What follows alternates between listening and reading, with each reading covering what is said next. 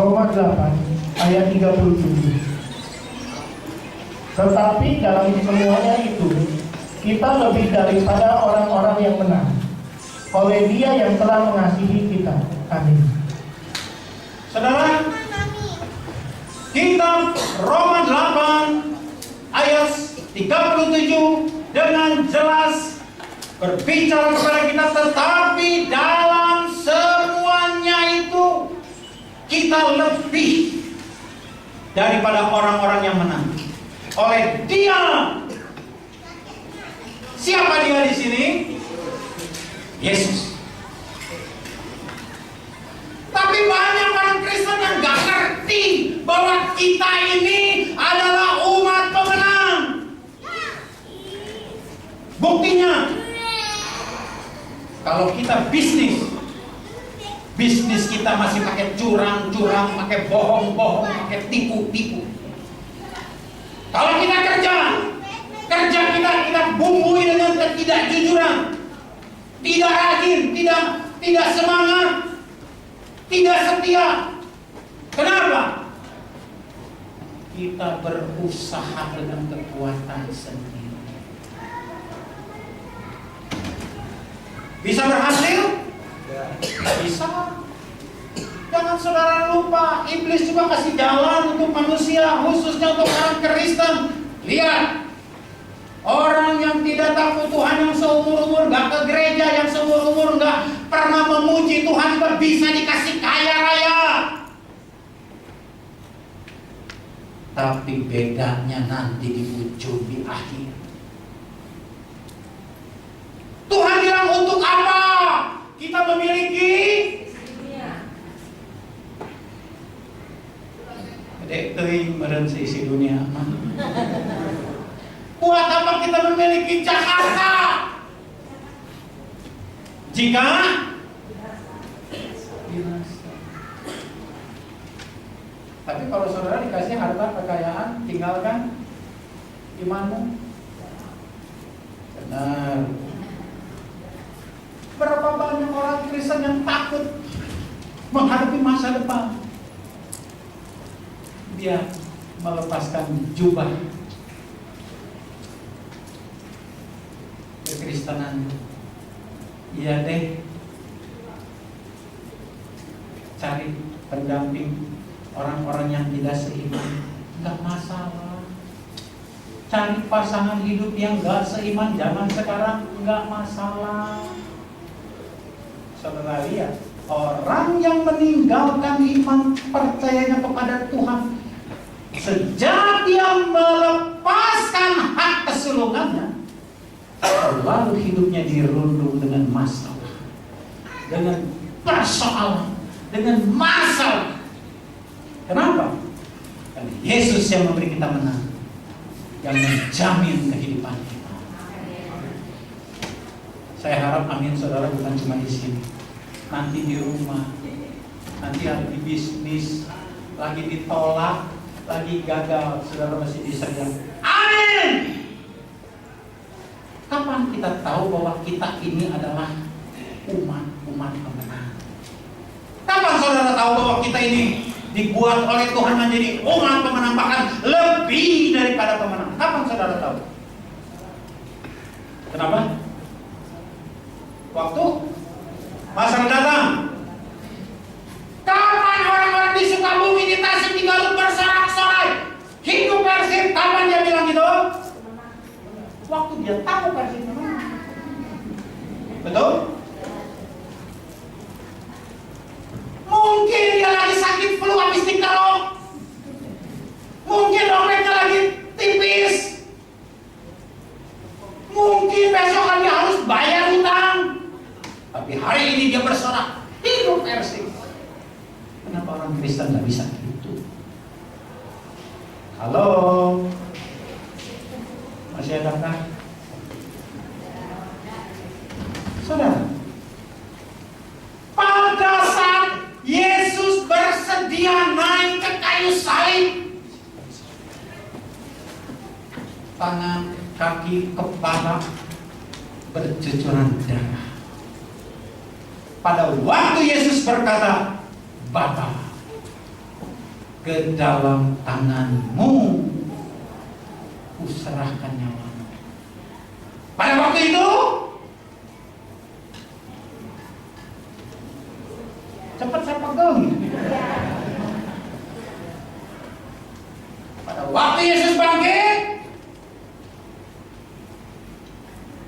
pada waktu Yesus mati, kemudian bangkit, kemudian dia naik ke surga, Yesus sudah kalahkan maut. Maut tidak berkuasa lagi atas orang-orang percaya. Saudara perlu pegang ini. Dia menjadikan kita umat-umat yang lebih dari pemenang. Kenapa dikatakan lebih dari pemenang? Yesus yang bertempur dengan maut, Yesus yang bertanding dengan maut. Maut sudah dikalahkan. Kejadian 3:15. Kejadian 3:15. Saudara simak, penginjilan pertama di muka bumi terjadi di Kejadian 3:15.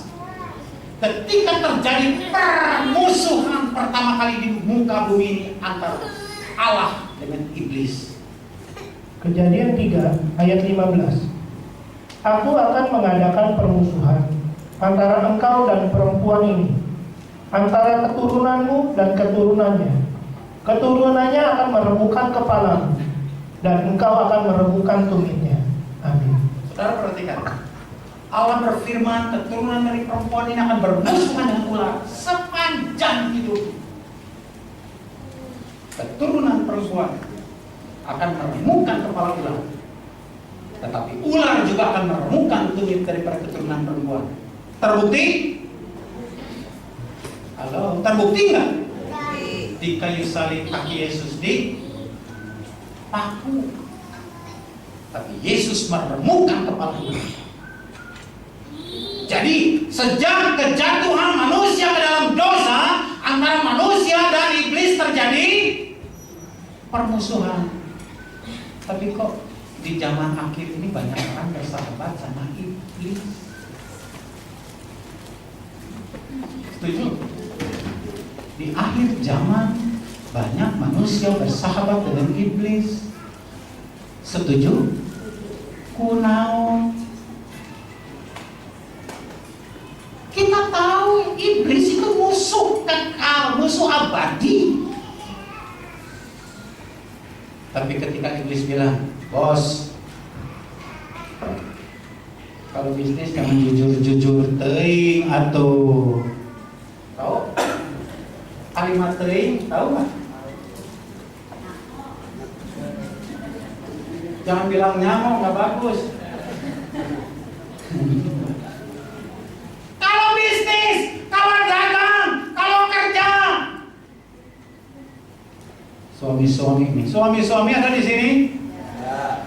Cuma satu, yang lain bujangan semua ya.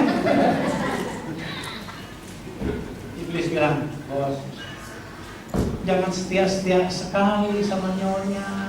Di mana-mana juga cewek mah dikibulin. Kalau ada cowok setia benar sama nyonya, itu namanya apa?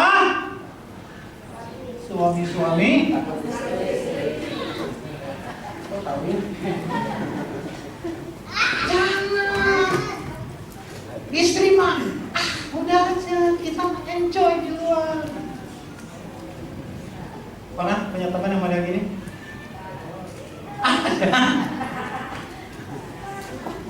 Kita tahu ini bisikan iblis, tapi kok kita turut? Tuhan yang telah membuat kita menjadi lebih dari pemenang. Tuhan bilang, hei suami-suami, kasihilah istrimu. Titik. Amin.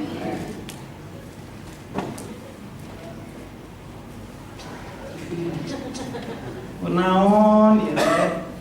Kasihilah istrimu seperti engkau mengasihi dirimu sendiri, seperti Yesus mengasihi jemaatnya. Saya mau tanya, saya nggak lihat ya. Suami-suami masih mengasihi istri? Masih mengasihi? Walaupun waktu kita pulang dari kantor ke rumah lihat istri kita,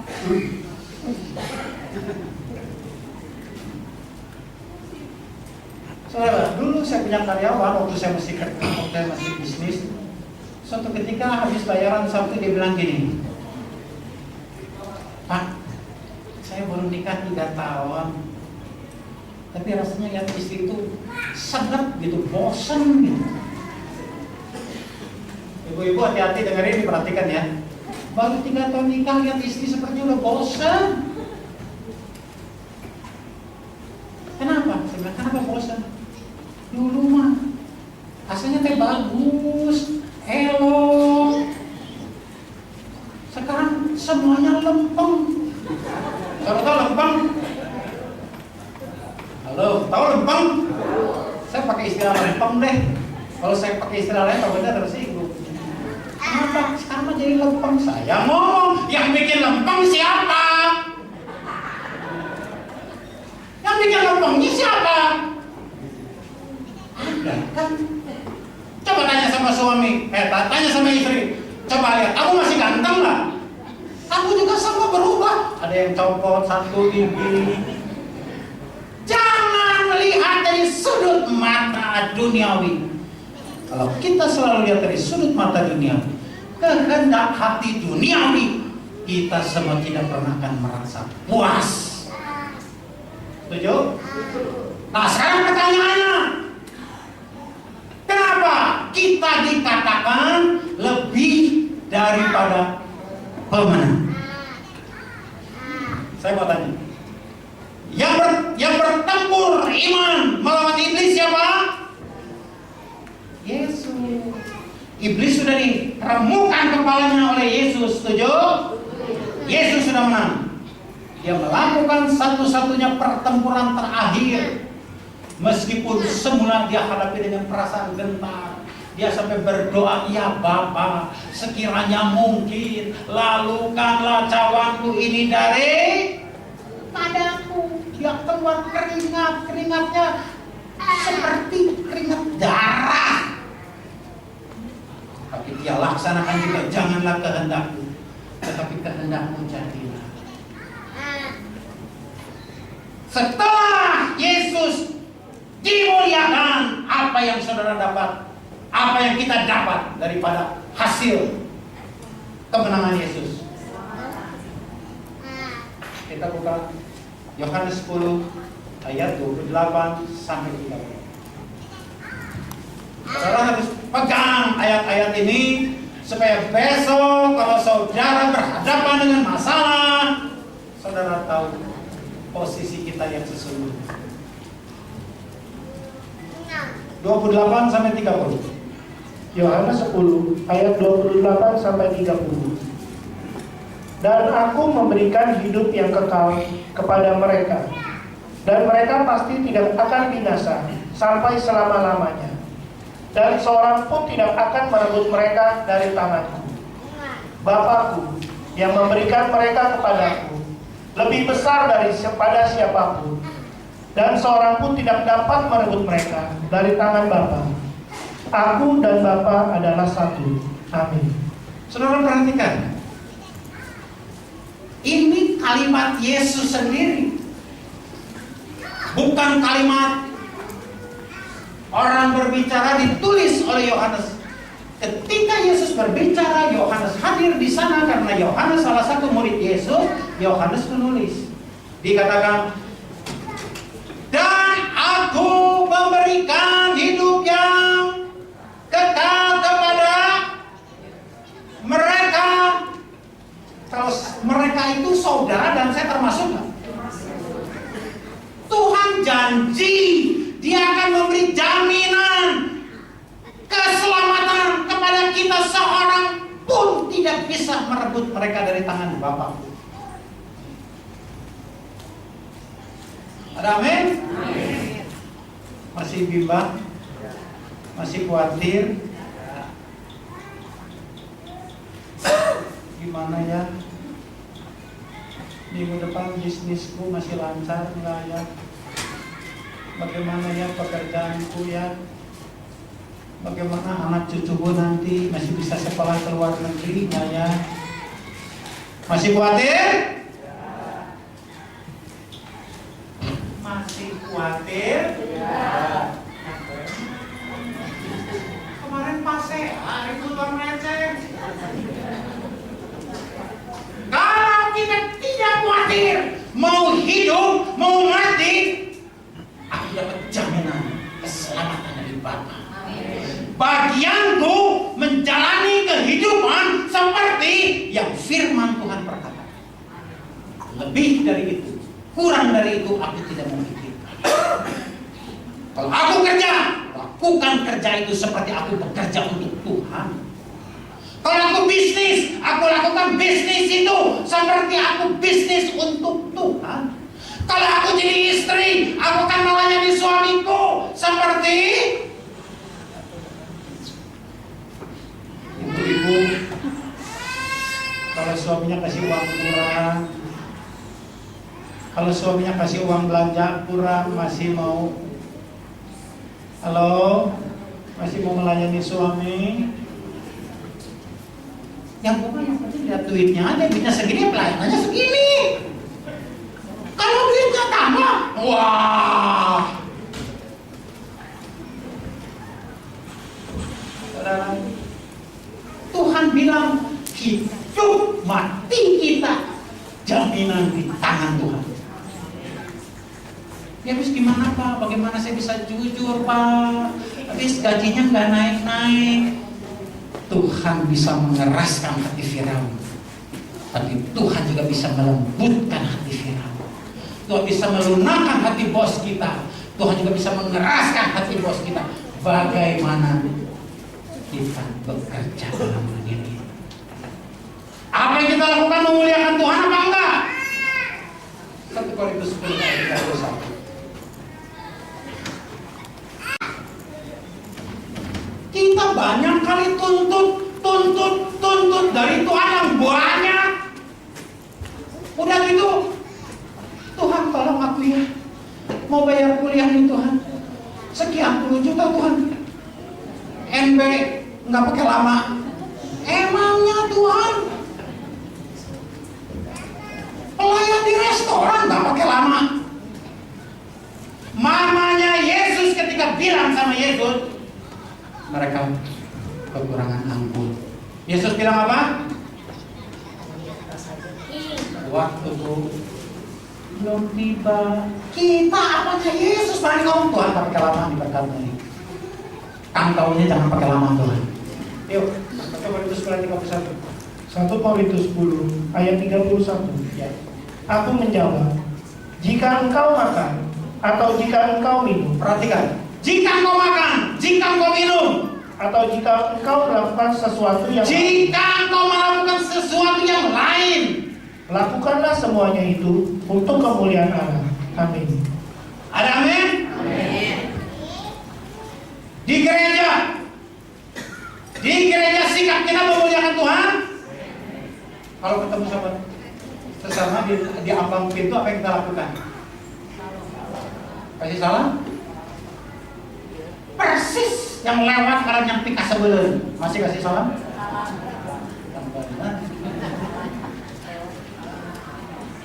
Pulang ke rumah. Di rumah kita jadi berkat.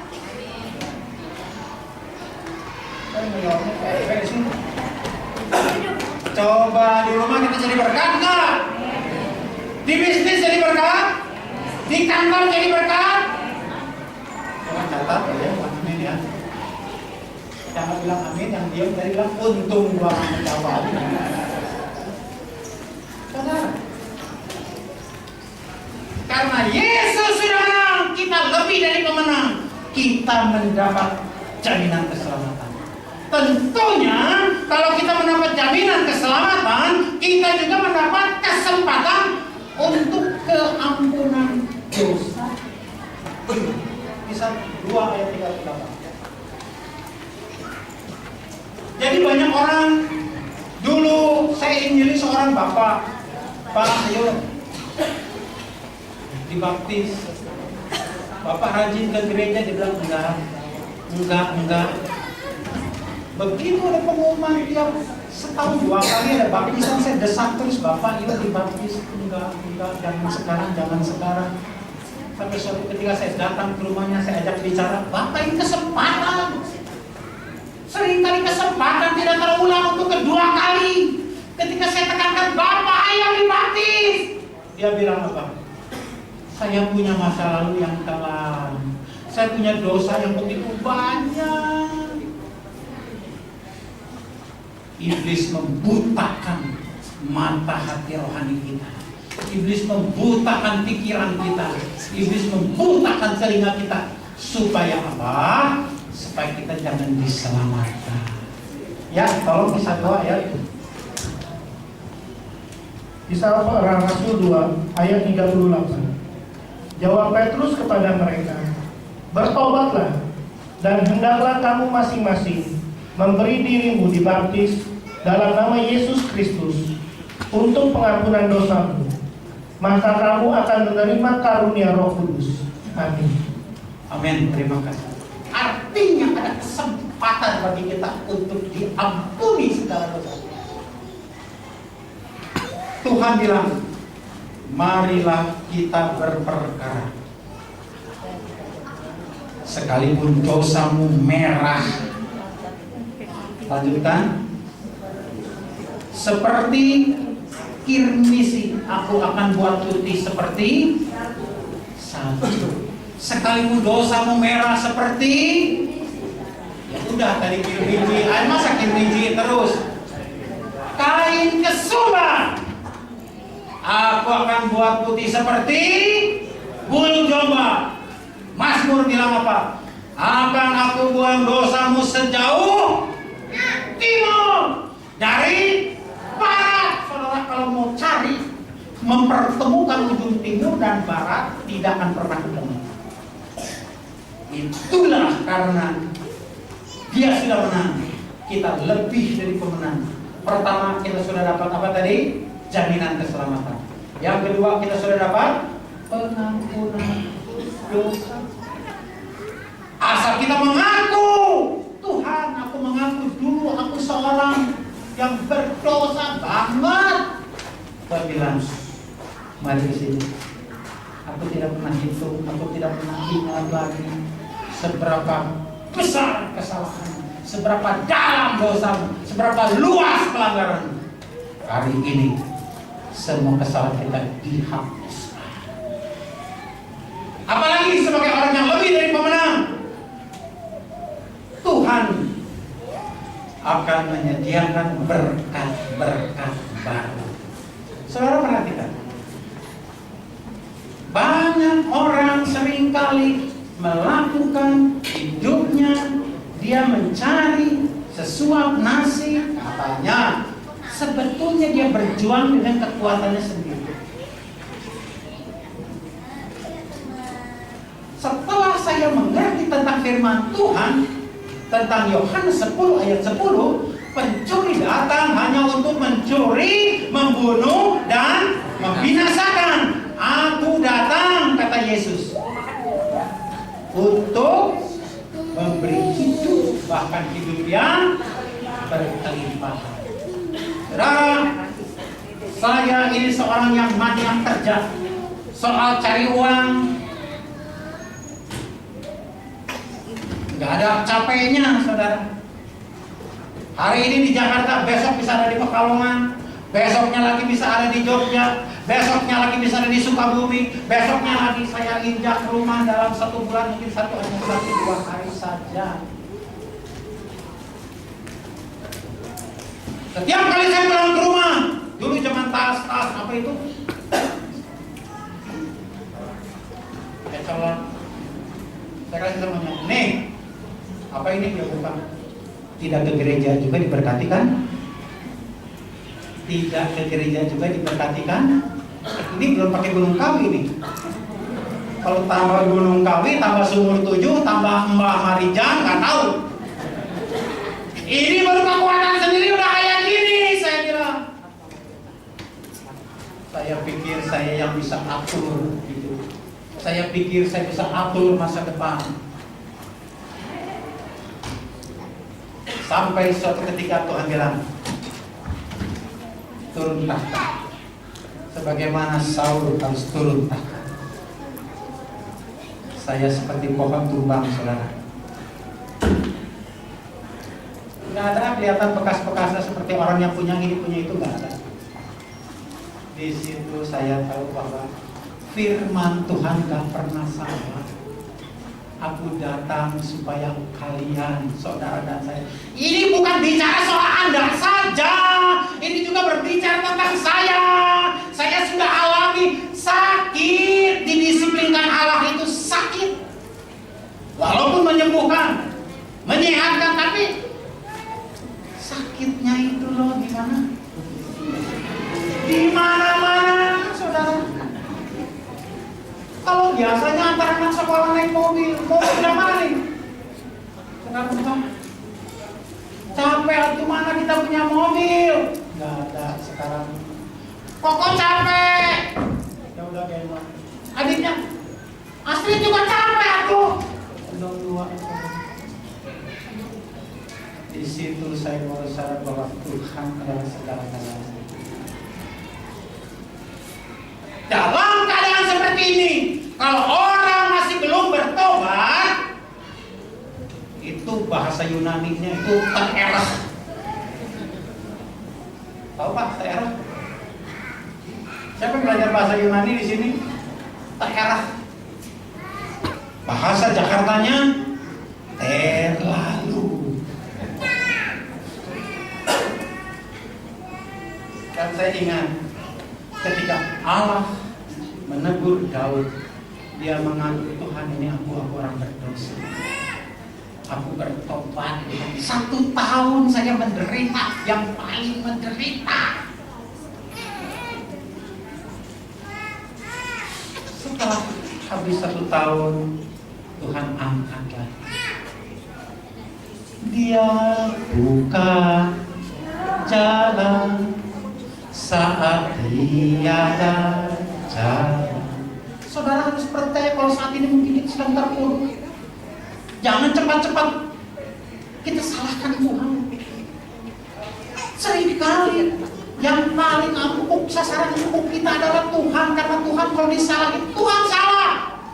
Tuhannya diam. Kalau kita salahin istri, ini gara-gara lo. Istrinya diam nggak? Paling aman salahin Tuhan kan?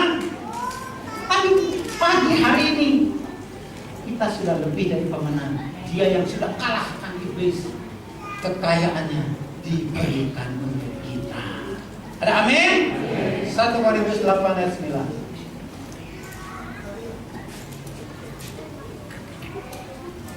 Saudara simak ayat-ayat ini. Ya silakan. 1 Korintus 8 ayat 9. Tetapi jagalah supaya kebebasan. Sebentar. 2 Korintus 8.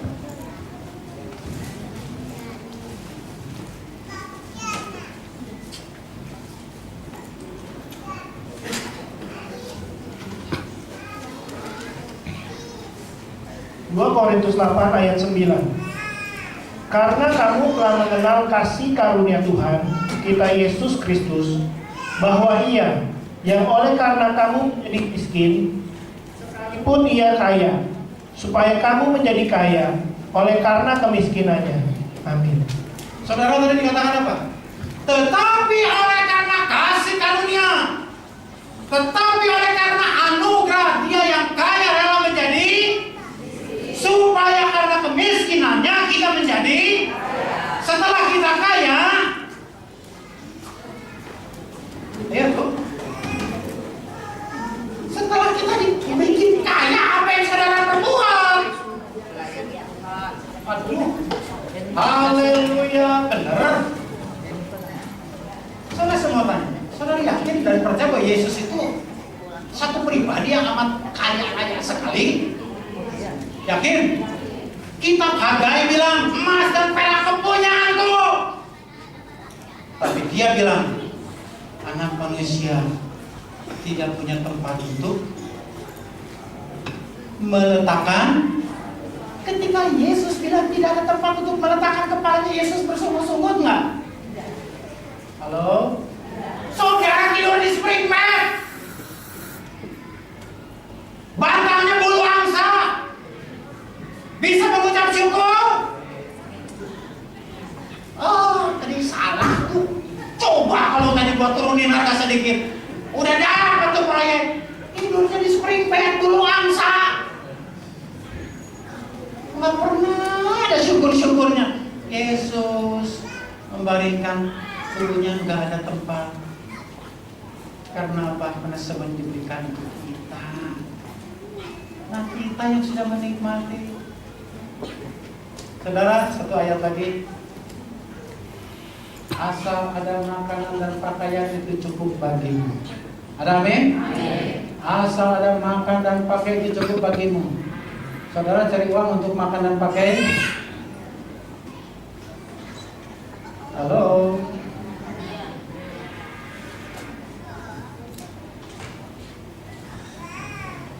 Kita jauh lebih sejahtera daripada standarnya Yesus. Kecil-kecil juga rumah kita kan minimal cuma 150 kan. Lihat di garasi rumah kita ada apa? Yesus mau naik keledai aja harus pakai punya orang loh. Masuk ke kota, kalau di sana ada keledai betina yang baru, yang belum pernah dipakai orang, bawa ke sini. Kalau yang punya tanya, kasih tahu Yesus perlu pakai keledai. Kita jelek-jelek di garasi ada apa?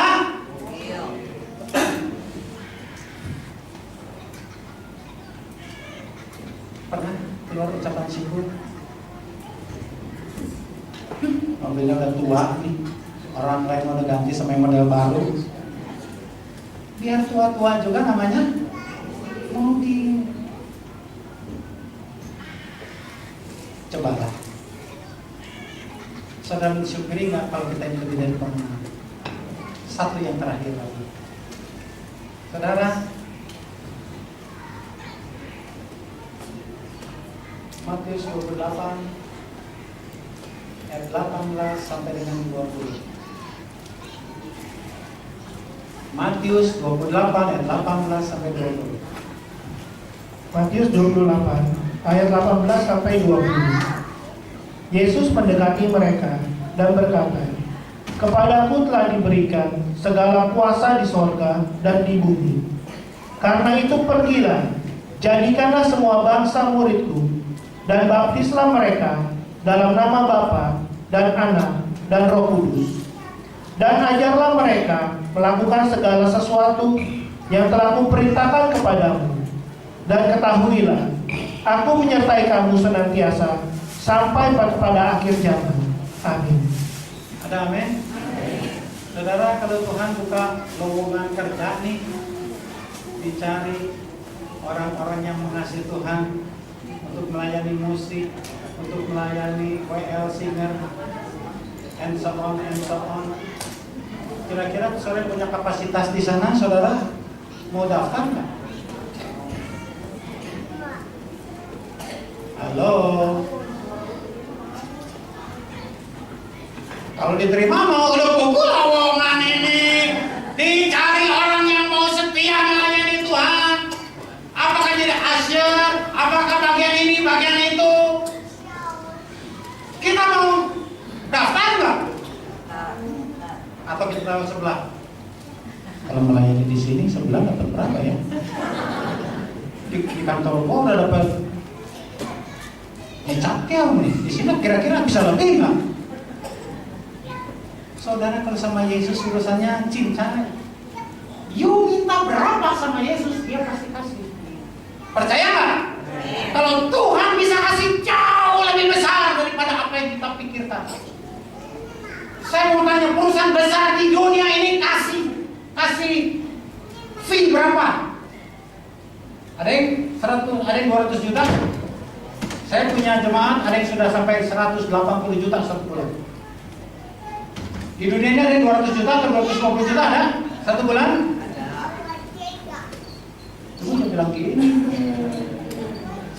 Ada nggak? Oke.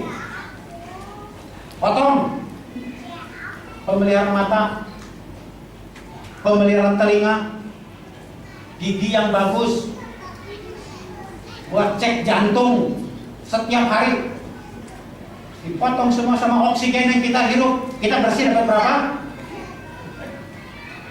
Halo,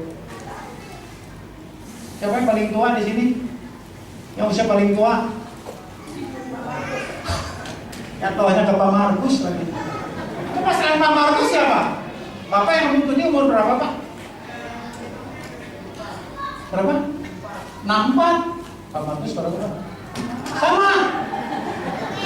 Pak, yang 64 ya Pak ya? Berapa kali ditas Bapak punya itu paru-paru jantung? Pernah ditas berapa kali? Pernah ditas sekali? Gimana ngecasnya Pak? Itu mah di ronsen kali, dicas. Kita punya handphone yang paling canggih, yang harganya puluhan juta. Baterainya kuat berapa tahun? Hah? Paling kuat berapa? Yang canggih. Tapi jantung buatan Tuhan Yesus, paru-paru, hati, baju pankreas. Siapa yang udah pernah dicas?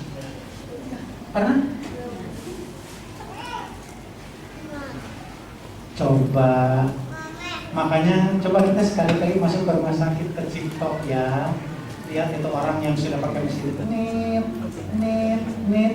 Namanya ruangnya ICCU atau ICU. Saudara tanya ke suster atau kemana, alat ini teh seharinya berapa?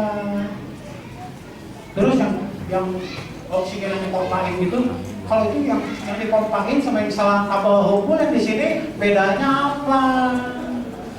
Saudara catat itu baru sehari. Saya punya rekan hamba Tuhan, anaknya kecelakaan 3 tahun koma. 3 tahun koma. Ini mesin pacu jantung, ini mesin ini. Dari pabrik tekstil di Majalaya sampai ente-entean. Apa artinya? Saudara tahu bagaimana cara ini anak bangkit? Kemarin saya bilang, kita undang Bapak Pendeta Amon, kita bikin doa. Gak perlu. Yang gini mah obatnya mesti sama ini, mesti sama Cien, dia bilang. Satu ketika Pak Amon, yuk kita ke rumah sakit gini. Kita doa. 3 hari kemudian, udang saudara. Tahu udang? Ini kisah nyata, bukan katanya. Doa kita semuanya Tuhan. Ini sudah 3 tahun lebih. Kalau Tuhan masih kasih kesempatan anak ini hidup ya. Tapi kalau Tuhan punya keputusan lain, Pak jangan gitu ngomongnya Pak. Kalau Tuhan punya keputusan lain, jadilah kehendak Tuhan. Setuju? Udah 3 tahun saudara, yang nungguinnya juga udah ganti ada puluhan orang. Udah bosan nungguinnya juga. Hari ketiga dia bangkit. Sekarang sudah married, sudah punya anak, walaupun jalannya nggak bisa seperti kayak kita, seperti kayak robot. Tapi hidup, bisa melayani bagian multimedia. Kita semua berharga di mata Tuhan. Itulah sebabnya kepadaku diberi kuasa di bumi seperti di surga. Tuhan bilang apa? Pergilah, carikan taulah yang banyak. Setuju? Cari apa? Cari jiwa, jadikan mereka murid-muridku. Enggak titik. Baptiskan dalam nama Bapa, Anak, dan Roh Kudus. Titik. Apa? Dan ajarkanlah kepada mereka untuk melakukan seperti apa yang telah kuperintahkan kepada kita diutus untuk mencari jiwa. Tetapi Tuhan juga tidak biarkan kita sendirian. Dia mau menyertai kita sampai kepada kesudahan Allah. Ini baru 4 perkara nih. Kalau diterusin sampai minggu depan, puluhan perkara keluar lagi. Saking banyaknya, begitu banyaknya, Tuhan menjadikan kita lebih daripada pemenang.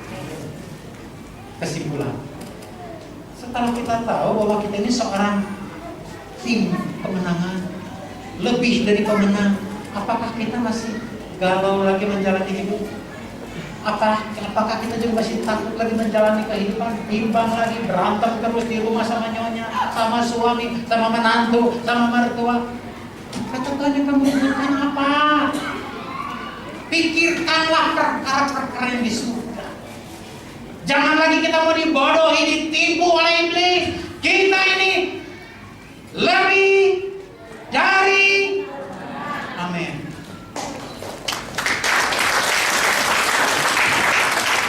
Mari kita angkat kemudian yang kali terakhir.